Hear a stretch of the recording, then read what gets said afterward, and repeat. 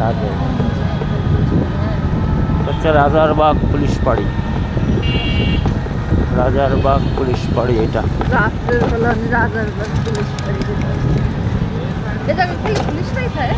হ্যাঁ পুলিশ ফাঁড়ি না, এটা এটাই তো ঢাকার পুলিশ পুলিশ ফাঁড়ি, এটা সবচেয়ে বড়।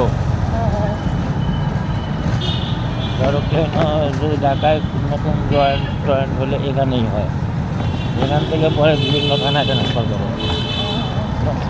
এটা অনেক বড় এরিয়া, কিন্তু অনেক বড়, আর ভিতরে অনেকবার গেছি। ওই মুরাদ কাকা ছিল যখন তখন যাইতাম।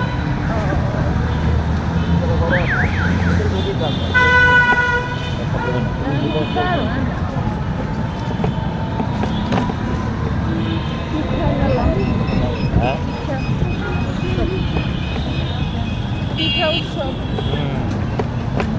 এটা হচ্ছে ফকিরাপুর। আমার খুব মানে পরিচিত জায়গা এগুলা, কিন্তু আমি ওই জায়গায় থাকতাম না তখন, এই যে আমি আর ওসমান থাকতাম ওই সামনেই। ওখানে আগে কখন চন্দ্রিক, এখন আমার যার যার সংসার হয়ে গেছে বোঝো না, কে কার খোঁজ নেয়, কে কার ই করে।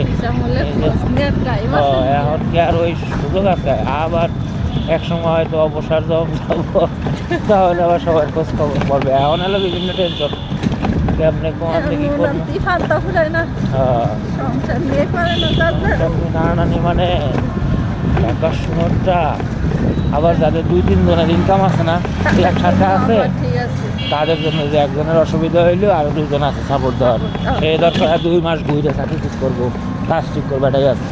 আর এই আমার মতো লোকের কি অবস্থা, একটা সেকেন্ডের জন্য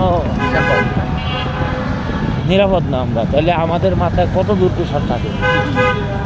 ওই রকমই কিছু মানুষ আছে, এত প্রেশার থাকলেই মানুষের সাথে মানুষের সাথে কোনো যোগাযোগই থাকতো না। হ্যাঁ কিছু কিছু মানুষের